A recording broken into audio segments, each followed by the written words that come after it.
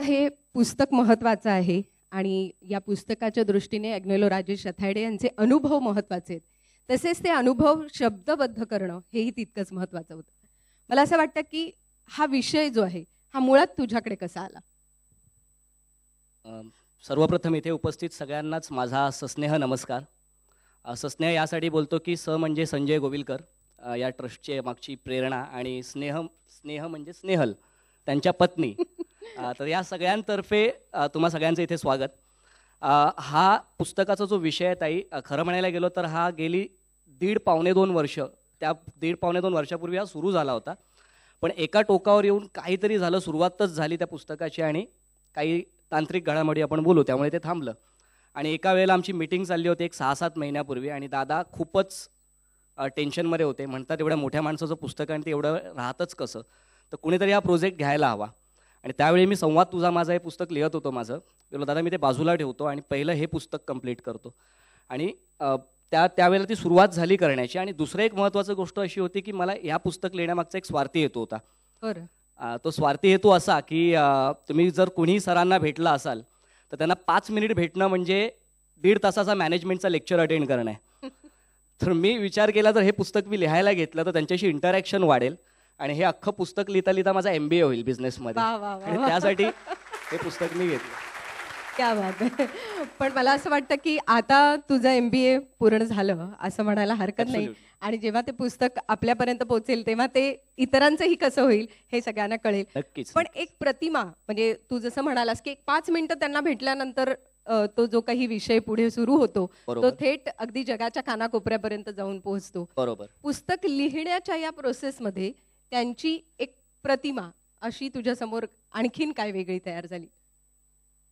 आज मला असं वाटतं की इथे असे बरेच तरुण असतील ज्यांनी राजेश सरांना ऐकलं असेल, कधी त्यांचा अभ्यास केला असेल थोडाफार, तर त्या सगळ्यांना वाटेल की आपल्याला जर कधी व्हावं ना तर या व्यक्तीसारखं व्हावं. म्हणजे जसं मलाही वाटतं. म्हणजे संजय गोविलकरांनंतर माझ्यासमोर जे आदर्श आले ते राजेश रथाडे सर आहेत. ते प्रत्येकाला तसं वाटणार. आणि आज आपण राजेश सरांचं आयुष्य बघतो. ते एक यशस्वी उद्योजक आहेत, ते एक उत्कृष्ट वक्ते आहेत. त्यांचं मी नेहमीच त्यांना मागे पण एकदा बोललो होतो, आम्ही कॉम्प्लिमेंट दिली होती त्यांना की तुमचा चेहरा खास फोटोंसाठी बनवला आहे, तुमच्या चेहऱ्यावर नेहमी ती स्माईल असते. असं प्रत्येकाला वाटणार की त्यांच्यासारखं व्हावं. पण आज आपण त्यांचं ते राजेशाही आयुष्य असं आपण बघतो आणि हेवा वाटतो आपल्याला. पण त्या मागचा जो स्ट्रगल आहे तो कदाचित मलाही तेव्हा माहीत नव्हता की एवढा मोठा स्ट्रगल करून हा माणूस पुढे आलेला आहे. म्हणजे अगदी ह्या पुस्तकाचं नाव जे आपण ठेवलंय समस्या ते संधी, ते त्यावरच ठेवलंय की बऱ्याच समस्यांना अगदी पॉझिटिव्हली घेऊन त्यावर काम करून त्यांनी त्यांचं रूपांतर संधीमध्ये केलं.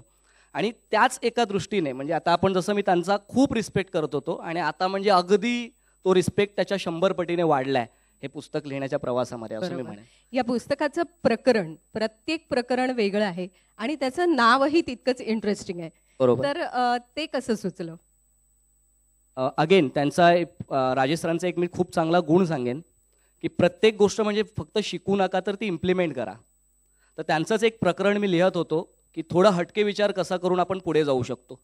आणि हे प्रकरण लिहिण्याच्याच प्रोसेसमध्ये असं मला वाटलं की हा हटके विचार या पुस्तकापासूनच सुरू करू आपण. आणि मग त्यानुसार याचे जे टायटलच आपण हटके बनवले. म्हणजे अगदीच स्वप्नाची सुरुवातपेक्षा बीज अंकुरे अंकुरे, म्हणजे माणसं ओळखा आणि माणसांमधले चांगलेपणा ओळखा आणि पुढे जा, यासाठी मला देव सापडला.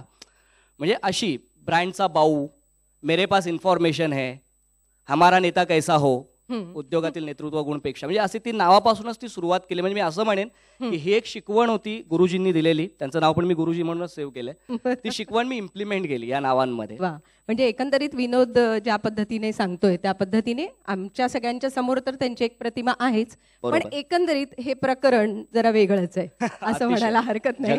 जगावेगळं आहे. पण अगदी शेवटचा प्रश्न मी तुला विचारीन की हे पुस्तक पूर्ण लिहून तू साक्षीदार आहेस त्याचा. बरोबर. पण आता आम्ही सगळे साक्षीदार होणार आहोत. बरोबर. तर आम्हाला या पुस्तकातनं नेमकं काय मिळणार आहे?